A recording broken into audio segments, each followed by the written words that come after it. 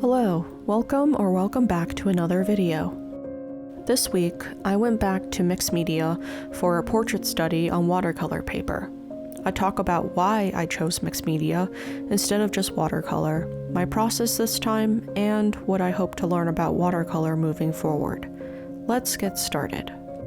The supplies I used include Arch's hot press watercolor paper, Faber-Castell's 12 set of Polychromos color pencils, Derwent Drawing Pencils in light sienna and smoke blue and from the red set, a Derwent pencil extender, a white Jelly Roll gel pen, the Daniel Smith Watercolor Essentials set, and Pebeo White Studio Gouache. Like always, I started my process by transferring the initial sketch onto the Arch's paper using a light box. I use my Polychromos for the line art because I like the variety of colors available and the fact that these pencils do not dissolve or blur underwater. Even though this is a short step, it's one of the most important because it contains the foundation I will be building on top of. Once I taped the study to my desk, I wet my paints and began painting. This first layer was painted with wet on wet to hopefully create a soft, blurry base to work from. After solidifying the background, I started blocking in the figure's shirt, then her jewelry, and finally some of her facial features. I can work on all of these at the same time because they don't touch and therefore won't bleed into each other when wet. I did have to wait for this layer to completely dry though, before I could block in the skin. This first layer was too light, so I punched up the saturation with another wash while also placing in the shadow shapes. I did the same thing for her shirt before I began working on the forms of the face. A lot of this was done with two brushes, one for the paint and another clean one for blending. I placed the paint down first, then softened the edges with the clean brush. This process isn't fast, but I prefer working slowly and methodically when possible.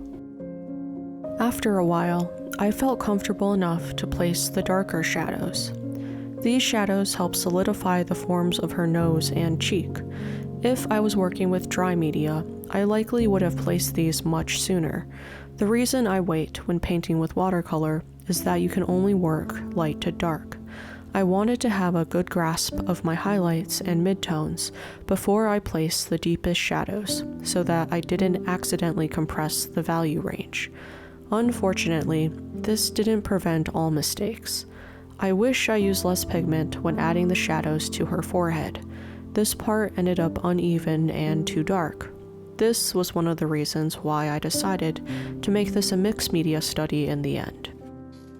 The other reason has to do with pigment properties. I'll preface this by saying I'm still very much a beginner with watercolor and pigments, so take what I say with a grain of salt. From what I've gathered from Daniel Smith's website, most of the pigments in the limited palette I'm using are transparent or semi-transparent. This means you can see layers painted on top of each other like colored overlays or two pieces of lightly stained glass. This quality makes it easy to glaze color on areas like her cheeks, but also means I need to mix more paint to get an opaque, dark value. Of course, it's possible to achieve the depth you want with these paints, but I decided to do this with color pencil instead this time. Even though I was going to use mixed media, I still wanted to do more with wet media if I could. I mixed together blue watercolor and a white gouache to create a semi-opaque blue for the pattern on her blouse. I then deepened this mixture with red to paint in the dark flowers in the pattern and then let everything dry. I think if I kept going, I would eventually be satisfied with the result, except for her forehead. White gouache couldn't fix issues there, but I knew color pencil could.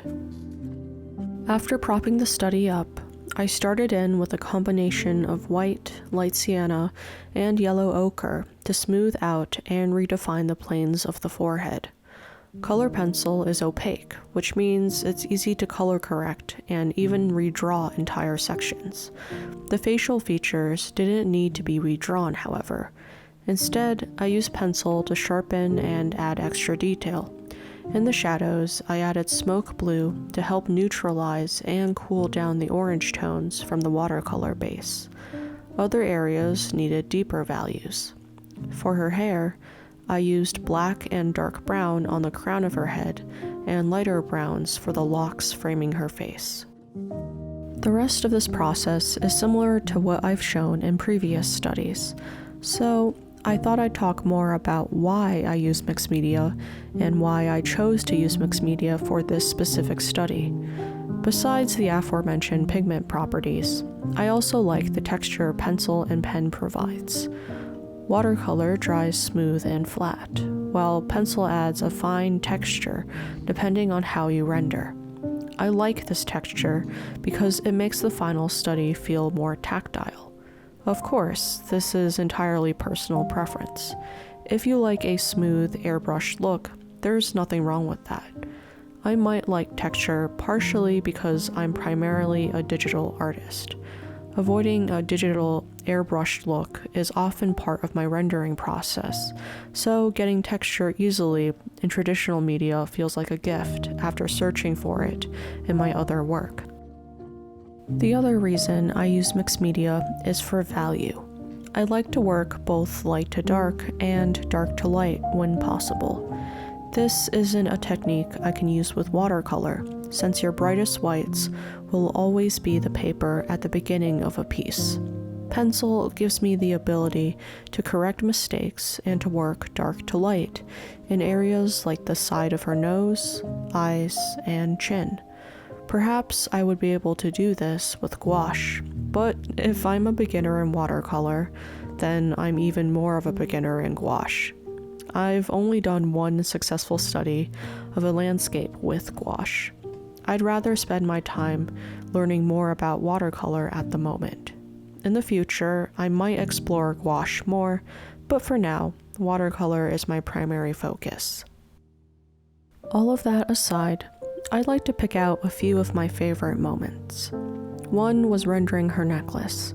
Metal is always satisfying to render for me.